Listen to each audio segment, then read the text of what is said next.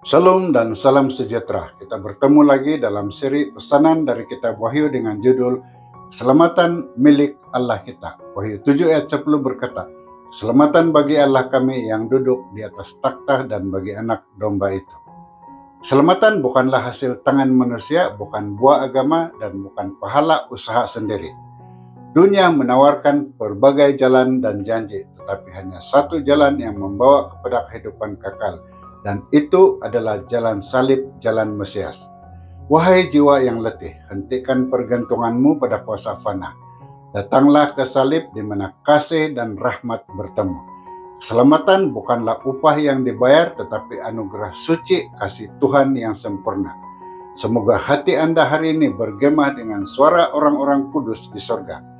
Keselamatan kepada Tuhan kita. Terima Yesus dan Anda juga akan mempunyai harta kekal itu, yaitu keselamatan jiwa Anda selama-lamanya. Sekian, Tuhan memberkati Anda.